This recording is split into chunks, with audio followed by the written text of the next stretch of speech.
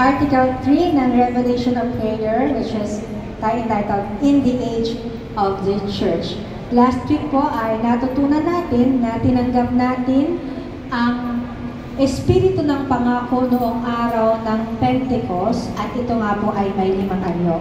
Nung nakarang linggo po, tinalakay na natin yung 2 anyo na yung una, blessing or pagpapala, yung ikalawa naman po ay adoration or pagsamba.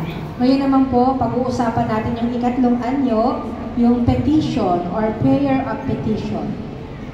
Ano nga po ba yung petition? So petition, it is a particular or specific request.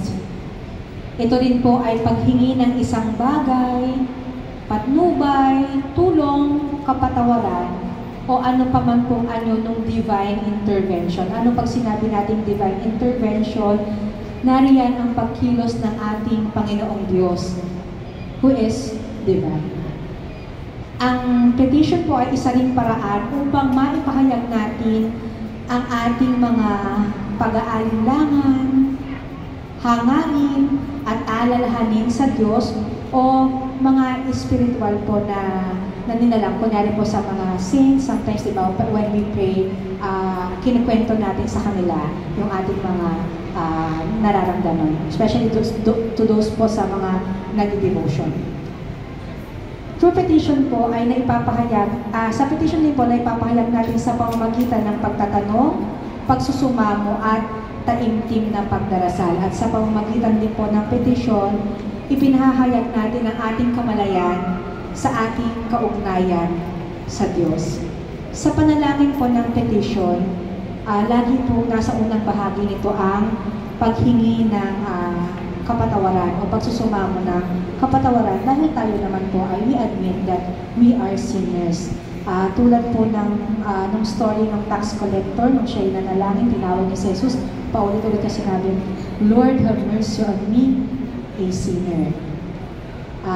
Yung pong pagkakaroon ng mapagpakumbabang pagtitiwala, ito po ay nagbabalik po sa atin sa pakikipag-ugnayan sa Ama, sa Anak at sa Espiritu Santo at sa isa't isa. At ito po ang nagiging daan na matanggap po natin mula sa Panginoon ang ating mga kahilingan.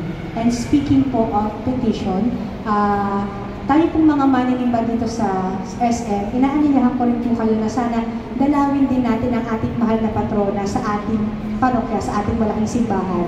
At doon po pag vinisip natin siya, dinalaw natin siya, we can pray the memorare. Tulad po ng dinasal kanina, bago magsimula ang misa, we can write our petitions to Our Lady of the Sacred Heart.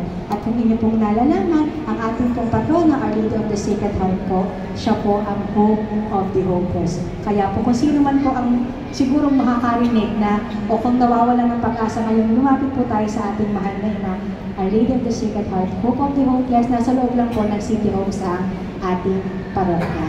At mga kapatid po, ang ating pong Ama, meron po tayong Diyos Amang mapagmahal, maawain, at mapagbigay.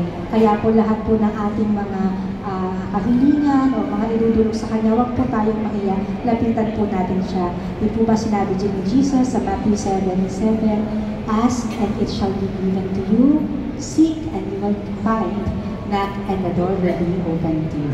So yun lamang po mga kapatid, God bless po sa araw na ito. Thank you sa pakikinig. Maraming salamat po sa Sister. For our announcement, mga kapatid,